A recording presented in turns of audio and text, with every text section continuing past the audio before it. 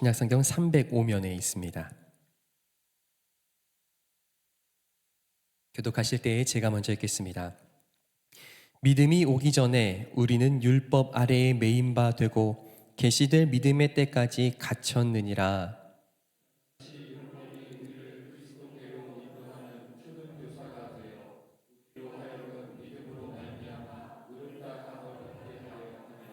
믿음이 온 후로는 우리가 초등교사 아래에 있지 아니하도다.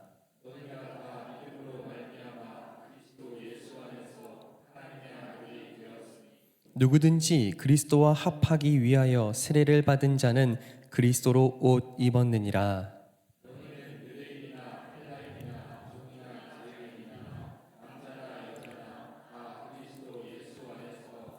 함께 읽습니다. 너희가 그리스도의 것이면 곧 아브라함의 자손이요 약속대로 유업을 이을 자니라. 아멘. 사랑하는 성도 여러분, 성령 충만하십시오. 오늘도 주의 말씀으로 말미암아 우리의 삶이 기준 세워지고 그 말씀을 따라 살고자 할 때 주의 성실함과 능력이 여러분들의 삶에 나타날 수 있게 되기를 간절히 축복합니다. 먼저요, 우리 성도님들께 참 감사드립니다.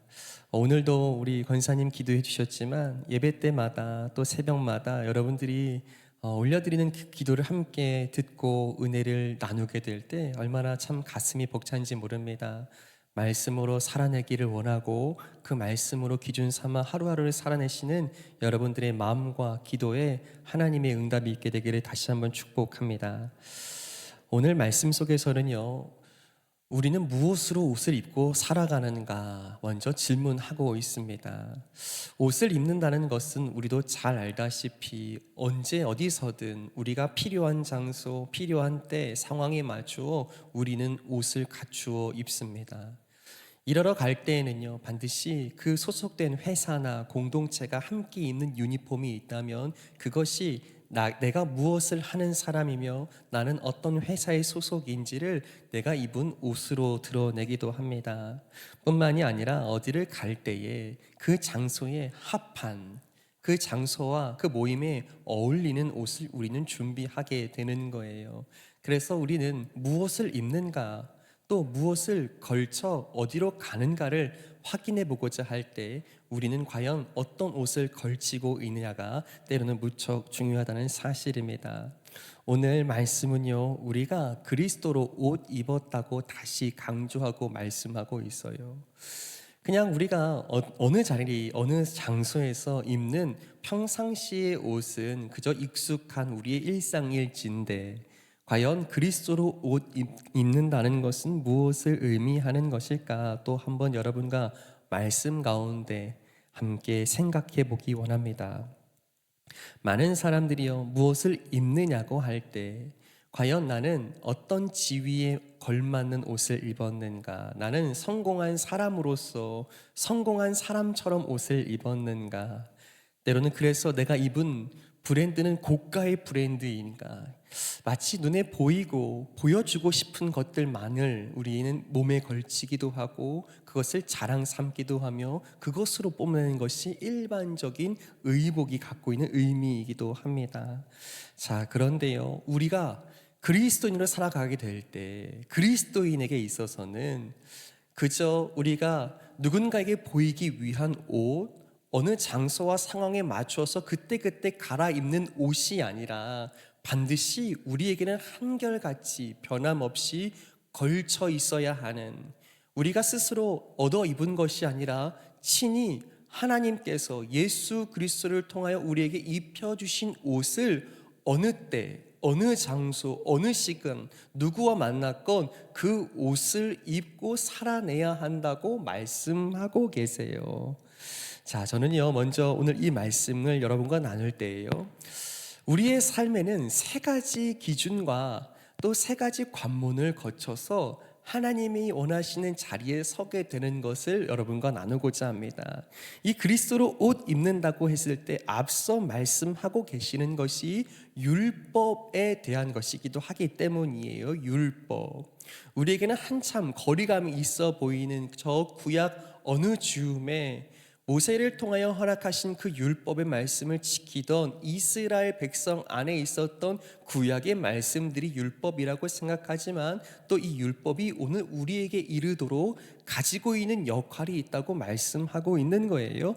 24절과 25절 말씀을 한번 같이 읽었으면 좋겠습니다. 24절 25절입니다. 시작. 이같이 율법이 우리를 그리스도께로 인도하는 초등교사가 되어 믿음으로 말미암아 의롭다함을 얻게 하려 함이라.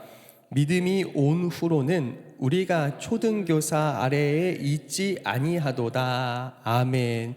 자, 여러분, 율법이 하는 역할이 있대요. 율법이 하는 역할은 함께 읽으신 것처럼 초등교사의 역할이었다고 하는 거예요. 자, 그런데요, 이보다 앞서서, 율법보다 앞서서 저와 여러분 모두에게 이 율법이 믿는 자들에게 주시는 하나님의 규례와 약속의 말씀이었더라면, 그 하나님의 사람들이 지켜야 할 말씀 구절이었더라면, 그것이 믿는 자들에게 주신 율법이라면 그보다 앞선 한 단계가 있어요. 모든 사람에게 주신 첫 번째, 하나님을 생각할 수 있는 가장 첫 번째 단계는 무엇이었을까요? 저를 한번 따라 하실까요? 양심. 무엇이라고요? 양심이에요. 그것은 율법 이전의 단계입니다. 무슨 뜻이냐면, 율법은 말씀드린 것처럼 초등교사로서 믿는 자들에게 주신 하나님의 규례라고 한다면, 그 전에 모든 사람에게 주신 첫 번째 단계요, 첫 번째 하나님을 인식할 수 있는 단계, 장치가 있는데 그것이 무엇이라고요? 양심인 거예요. 여러분, 우리가요, 때로는 하나님을 말씀을 통하여 알지 못했을지라도요, 선하신 하나님께서 우리의 삶의 영혼의 그 마음밭에 하나님의 형상의 그분의 지문을 남겨주셨다는 것을 어떻게 알 수 있어요? 첫 번째로 모든 사람 가운데 있는 양심으로 알 수 있습니다. 놀랍게도요, 우리는 어려서부터 아주 작은 잘못을 저지르고 범하기 시작할 때부터 우리는 무엇을 경험해요? 가슴이 떨려요. 심장이요, 마치 두근두근 거리는 것이요, 평상시와 다른 것처럼 더 크게 심박수를 올리고 있는 것처럼, 더 크게, 더 빠르게 뛰는 것처럼 우리의 마음이 막 반응하는 거예요. 그것이 어떤 것이라고요? 양심의 반응인 거예요. 그래서 이것은 모든 사람에게 주신 장치였어요. 그래서요, 이 양심이 잘 작동한다면 하나님의 뜻을 이 양심으로도 완벽하게는 아닐지라도 분간하여 무엇이 옳은지 무엇이 그른지 어려서부터 우리 모든 사람에게 주신 첫 번째 장치가 양심이었다는 사실이에요. 그런데 문제가 있죠. 무엇이에요? 여러분, 거짓말 해보셨어요? 안 해보셨어요? 되게 당당하게 말씀하시면 안 되는데 여러분, 거짓말 해보셨어요? 한 번도 안 해보실 것 같은 얼굴을 가지고 많이 해보셨어요? 감사해요. 여러분, 거짓말을 한 번 할 때 어려워요? 쉬워요? 감사해요. 처음부터 쉬웠다 그러면 어떡하나 했어요. 처음 할 땐 무척 어려워요. 막 내가 하고 있는 이 거짓말이 금세 들통나는 것 아닐까? 내가 속이고 있다는 것이, 내가 거짓말하고 있다는 것이 그저 바로 들통나지 않을까 두려워요. 여러분, 아이들도요, 안 가르쳐줘도 거짓말을 할 줄 알더라고요. 그렇죠? 신기해요. 그런데요, 처음 거짓말은 어려웠어요. 그런데 어떻게 되죠? 두 번째, 세 번째 거짓말은 처음보다 훨씬 수월하게 할 수 있어요. 점점 낯이 변하지 않아요. 무슨 소리냐면, 놀랍게도 이 양심이라는 것은 무언가 큰 충격을 먹고 그 양심에 거짓을 확 입혀버리고 이것은 괜찮아 라고 그 양심을 덮어버리잖아요. 놀랍게도 이 양심은 후퇴하기 시작합니다. 어떻게 해요? 훨씬 무감각하게 이 양심이 마치 그래, 이거 별것 아니야 라고, 처음에는 떨리는 문제였음에도 불구하고 이 양심이 끊임없이 후퇴할 수 있는 상황과 환경에 나를 내버려 두면 이 양심이 후퇴하는 거예요. 여러분, 지금 우리 사회가 양심이 아주 양심적인 세상으로 사회를 우리가 살아가고 있어요. 양심 없는 일들이 너무 많아요. 이에 대해서 모든 사람에게 주신 첫 번째 단계, 우리가 삶의 기준으로 하나님의 의를 분별할 수 있는 첫 번째 단계로 주신 것이 양심이었는데, 이 양심이 어떻게 되었다고 성경이 말합니까? 디모데전서 4장 2절 말씀 한번 같이 읽죠. 디모데전서 4장 2절 말씀입니다. 시작. 자기 양심이 화인을 맞아서 외식함으로 거짓말하는 자들이라. 아멘. 하나님의 뜻을 분별하지 못할 정도로 무엇이 옳은지 그른지 절대 이제는 스스로도 속아버리는 거예요. 왜요? 그 양심이 화인 맞았거든요.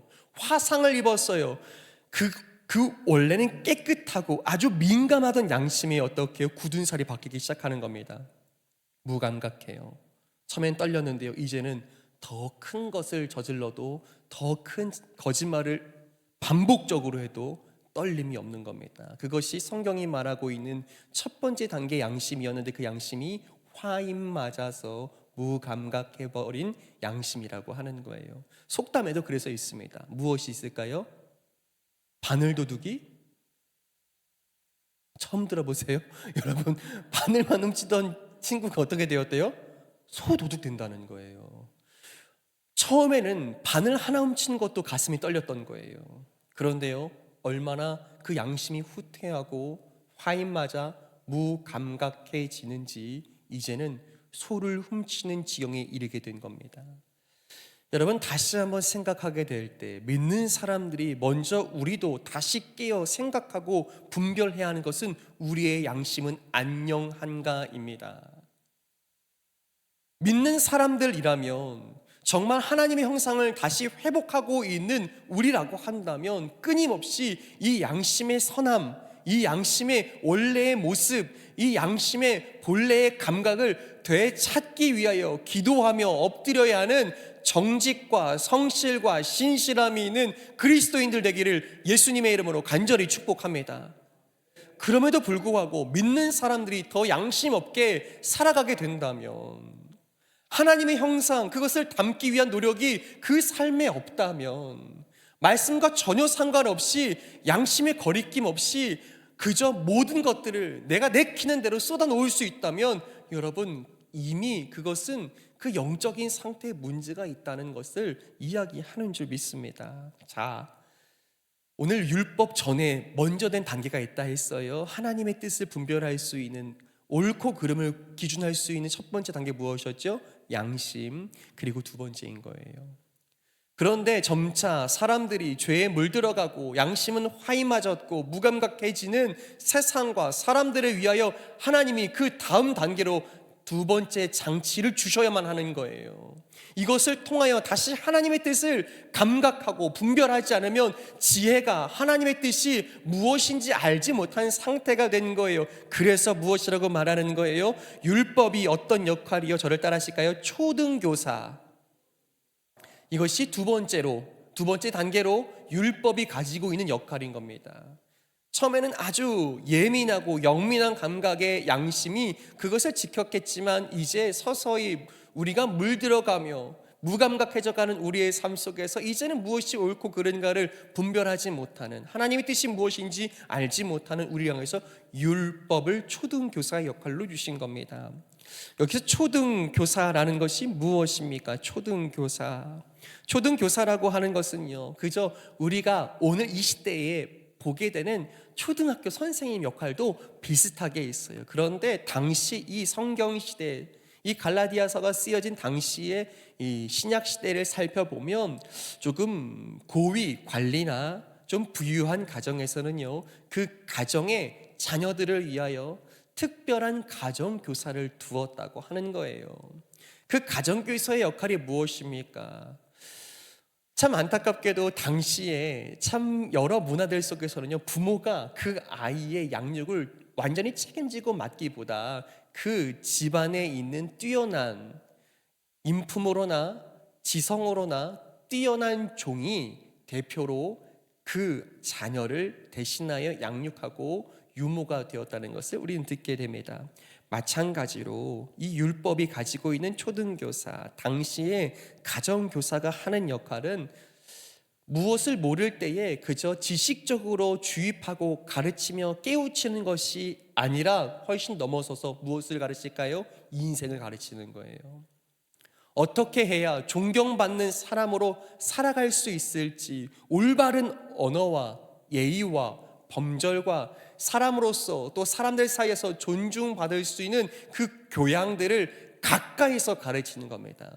그런데 여기서 그치지 않는 것은 그럼에도 불구하고, 가르침에도 불구하고 말을 듣지 않았을 때 이 가정교사는 어떻게 보면 때로는 종의 위치임에도 불구하고 그 자녀를 훈계하며 때로는 회초리도 들게 되는 거예요.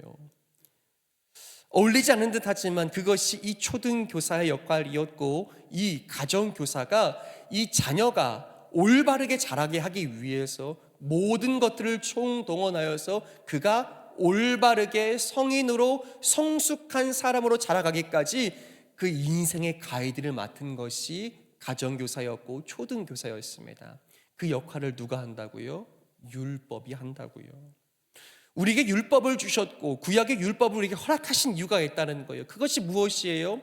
양심으로 분별했어야 했을 하나님의 뜻과 옳고 그름의 문제를 이제는 화인 맞은 양심으로 더 이상 분별하지 못하는 우리에게 정확하게 이것을 해야 한다, 이것을 하지 말아야 한다라고 선명하게 나눠주신 것이 율법이었던 거예요. 이렇게 정확하게 말씀해 주시지 않으면, 이 율법의 가이드를 받지 않으면 우리가 하나님의 뜻을 모르기 때문입니다.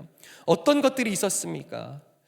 거짓말하지 말아라, 살인하지 말아라, 거룩하게 살아가라, 끊임없이 이 죄를 드러내 주시며 어떻게 하나님의 뜻으로 살아갈 수 있는지, 그렇게 율법이 우리를 가이드하고 있었던 거예요. 그런데 여러분, 우리는 신약을 읽다 보면 이 율법을 생각할 때 율법이 좋은 것처럼 느껴져요? 별로 좋지 않은 것처럼 느껴져요? 오늘 우리 갈라디아서만 읽어도요, 이제는 이 율법의 역할이 필요 없는 것처럼 듣게 되기도 해요. 그런데 율법이 지금 그것이 우리에게 의를 가져다 주지는 못하지만 하나님 주신 이 율법은 선한 것이라고요? 선하지 않은 것이라고요? 자, 여기 정리 한번 하고 가겠습니다. 여러분, 율법은 선한 거예요? 선하지 않은 거예요? 자, 말씀 로마서 7장 12절 말씀을 함께 읽겠습니다. 로마서 7장 12절 말씀 시작. 이로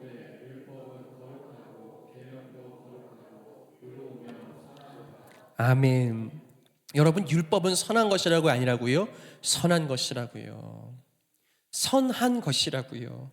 왜요? 그것을 하나님의 뜻으로 분별하게끔 우리를 돕고 있는, 우리가 무엇을 해야 하는지, 때로는 멈춰서 그것을 그치고 하지 말아야 하는지 주님이여 정확하게 가이드해 주시기 위해서 우리에게 주신 것이 율법이었다는 사실이에요. 그래서요, 이 율법의 가이드를 받지 않으면요, 어떻게요? 미성숙한 어른으로 클 수밖에 없는 거예요. 나이는 차서 어른이 되었는데 분명 성숙한 어른으로 자라기를 가정교사가, 초등교사가 끊임없이 가르치고 훈계하고 곁에서 시간을 보내며 함께 키웠는데 그 가르침을 다 받지 않으면, 가정교사의 역할이 없으면 나이는 흘러서 성인이 되어버렸는데 미성숙한 성인이 되어버렸다는 것이 이 부분에서의 생각이라고 한다면, 율법은 어떻게 해요? 우리가 하나님의 사람으로 자라갈 수 있도록 돕는 역할을 율법이 하는 줄 믿습니다. 자, 그렇게 됐을 때요, 율법이 끝내 가장 중요하게 하는 이 역할이 있습니다. 무엇일까요? 저를 한번 따라하실까요? 예수님께로 인도하는 일. 율법이 뭐 한다고요? 이것이 초등교사 율법의 역할인 줄 믿습니다. 여러분, 우리는 가끔 헷갈리고 어려워요. 거짓말하지 말라 해서요, 거짓말 안 하면 다 된 것 같이 느낄 수도 있어요. 살인하지 말라고 하니까 살인 안 했어요. 우상 숭배하지 말라니까 우상 숭배 안 했어요. 끊임없이 여러 규례들, 십계명을 비롯한 여러 율법들을 잘 지키면 나는 잘 지켰나 안 지켰나, 이것으로 우리는 생각이 멈출 수 있지만 율법의 가장 큰 역할은 무엇이에요? 제가 재차 설명드렸는데요, 10가지 10계명 중에 우리가 줄여서 만든 율법 단 10가지로 주셨는데 10계명을 하나도 빼놓지 않고 다 지켰다고요? 못 지켰다고요? 여러분 10계명 다 지켜요? 못 지켜요? 못 지키세요? 이렇게 당당하게 말씀하시면 돼야 안 돼요. 맞아요. 때로는 하나님 저 10가지 중에 다 지켰습니다 라고 말하고 싶지만 때로는 내 마음의 양심이 크게 소리 지르는 거예요. 미워한 적 있잖아, 빼앗은 적 있잖아, 거짓말한 적 있잖아, 남의 것을 탐한 것 적이 있잖아. 그 안에서 소리 지릅니다. 그래서 율법은 결국 무엇을 깨닫게 하는 거예요? 율법을 다 지킬 수 없음을 확인해 주는 게 율법의 역할인 거예요. 율법을 잘 지키고 싶어요. 양심 그 다음의 단계이기 때문에 잘 가이드 받아서 율법을 잘 지키면 성숙한 신앙인, 성숙한 하나님의 사람 되고 싶어요. 그런데요, 그 율법을 잘 지키면 될 줄 알았는데 잘 지키다 보니까 다 지킬 수 없다는 것을 깨달았어요. 그러니 무엇이 필요한 거예요? 율법이 가르쳐 주는 거예요. 손가락으로요. 지킬 수 없어. 내가 가르치는 예수 그리스도를 보라고. 가르치는 것이 율법의 초등교사의 역할인 줄 믿습니다. 자, 그것이 이제 이 초등교사로서의 율법, 이것이 두 번째 단계였다면 이제 마지막으로 우리에게 주시는 또 다른 장치가 있습니다. 그것이 무엇입니까? 27절과 28절 한번 같이 읽어요. 27절, 28절 시작.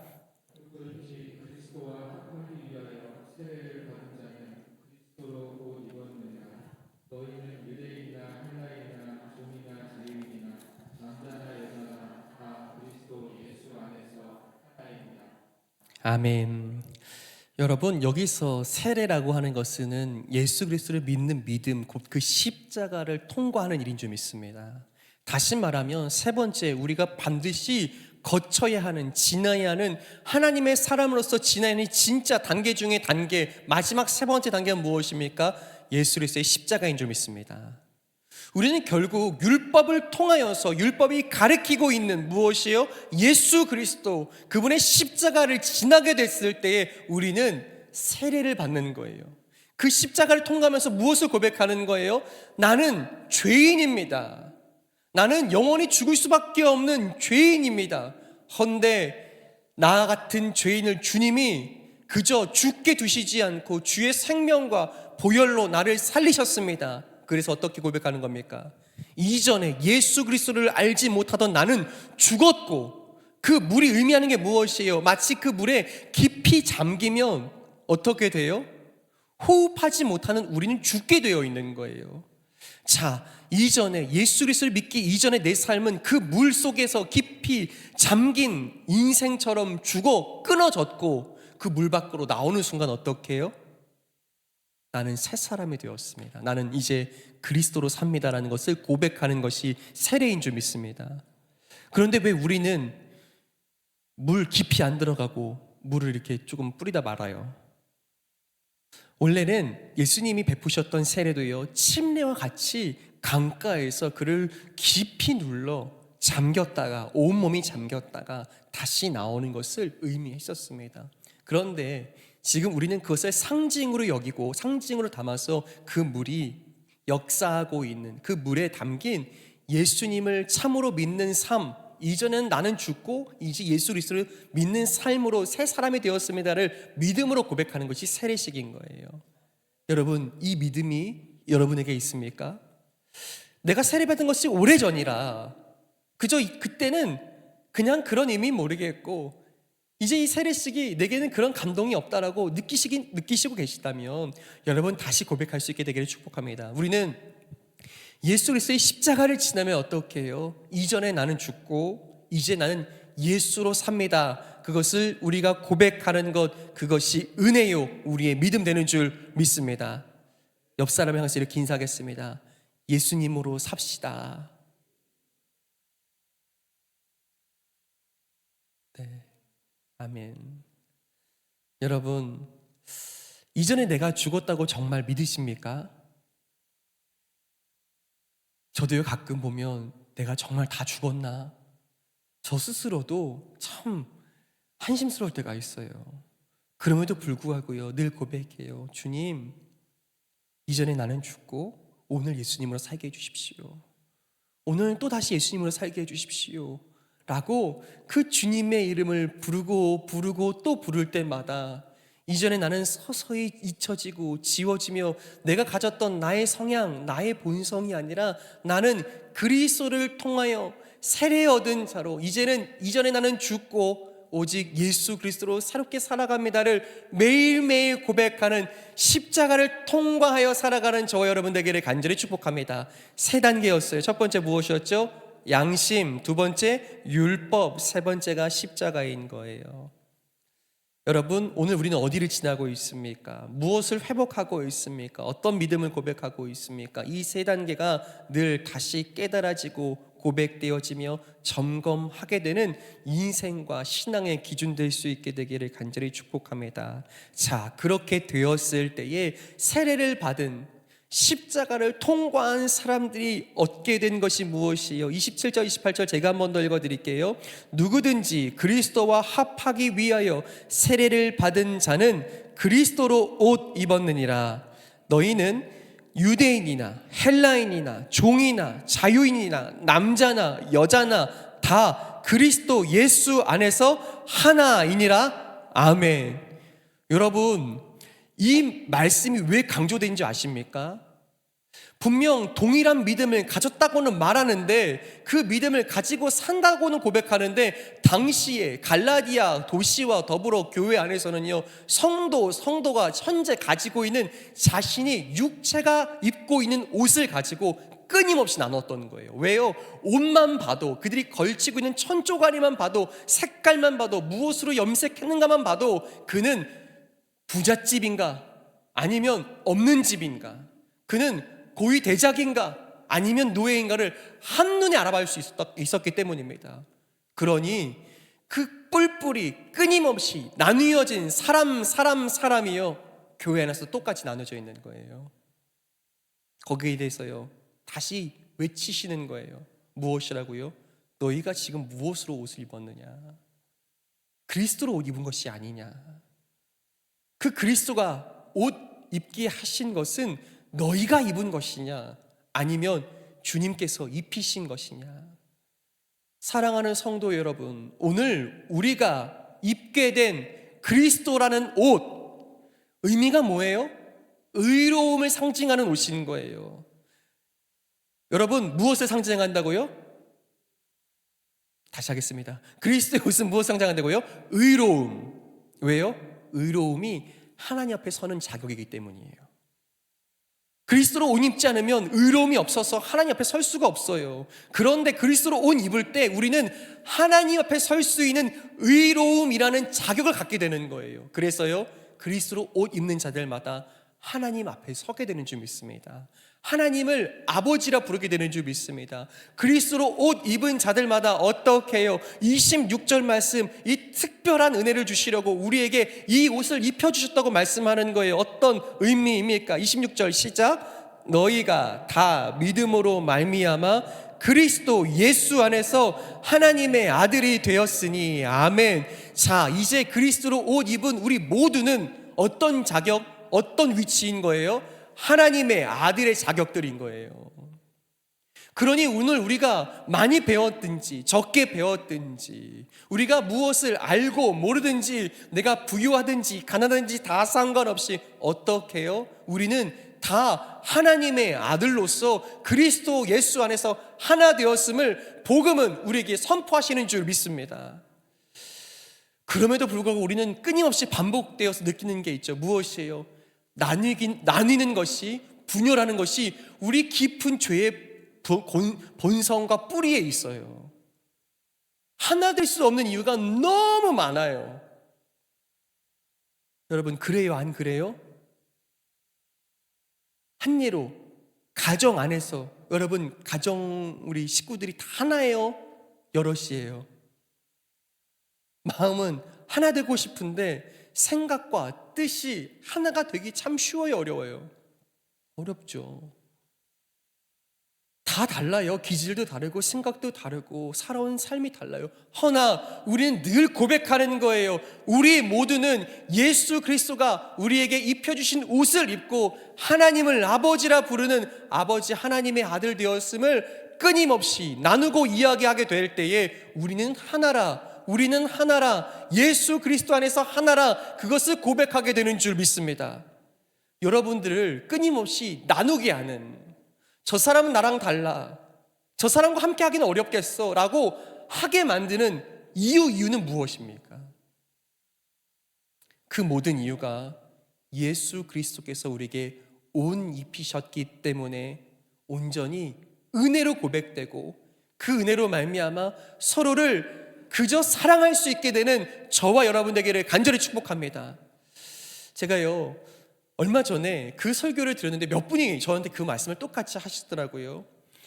목사님 정말 하나님 믿는 사람들은 그리해야 한다고 마음속으로 다시 다짐했습니다. 그것이 무엇이었냐면, 저를 한번 따라 하실까요? 다정함. 무엇이라고요? 다정함. 여러분, 왜 다정해야 할까요? 그리스도로 옷 입은 사람들은 다정하게 되어 있어요. 왜요? 나와 더불어 그리스도의 옷을 입고 하나님의 아들 된 그들이 얼마나 존귀한지 알기 때문인 거예요. 그들을 얼마나 사랑하시는지 내가 감각했다면, 말씀 속에서 깨달았다면, 율법을 통하여, 양심을 통하여 다시 하나님의 시선과 눈빛으로 그들을 바라보게 되었다면 그들에게 다정할 수밖에 없는 줄 믿습니다. 자, 여러분, 그러면 교회 밖을 보겠습니다. 그리스도로 옷 입은 사람들은 교회 밖에 있는 사람들을 어떻게 대우할까요? 동일합니다. 무엇이에요? 다정함인 거예요. 왜요? 하나님이 그들을 얼마나 찾고 계시는지, 예수님이 그들을 천하보다 얼마나 귀하게 여기시는지 여전히 알고 우리는 믿기 때문입니다. 나의 작은 섬김이, 나의 작은 눈빛이, 나의 작은 손길이 그들의 삶에 다정함이 되고, 그 다정해야 하는 이유가 내가 입고 있는 그리스도의 옷을 입은 자로, 그 은혜를 입은 자로서 그들에게 내미는 손이라고 한다면, 그 손길이, 그 눈길이, 그 걸음이 그들에게는 하나님께 와 닿을 수 있는 사랑의 통로 되는 줄 믿습니다. 그러니 여러분, 우리는 어떻게 해야 해요? 그리스도의 옷을 입고 다정해야 할 줄 믿습니다. 여러분, 교회 다니는 사람들이 그래서요, 죄송해요, 상스러운 말 하면 돼요, 안 돼요? 다시 하겠습니다. 여러분, 웃지만 마시고 말씀하셔야 돼요. 여러분, 그냥 농담과 장난식으로라도 자꾸 이렇게 욕을 섞어가면서 쓰시면 돼요, 안 돼요? 여러분들의 입술에도, 여러분들의 언어 생활에도 그리스도인다운 예수 그리스도의 옷을 입은 사람답게 살아가는 삶이 있게 되기를 간절히 축복합니다. 여러분, 이 과정이 무엇인 줄 아세요? 이것을 구원의 여정 서정으로 보면요, 이것이 성화라고 하는 것이고요, 우리가 함께 나누었던 부분을 장치를 설명하게 된다면 그것이 그리스도의 십자가를 통과하면요, 율법을 지키는 일이 처음엔 너무 어려웠는데요, 그것이 너무 당연하게 여겨지는 거예요.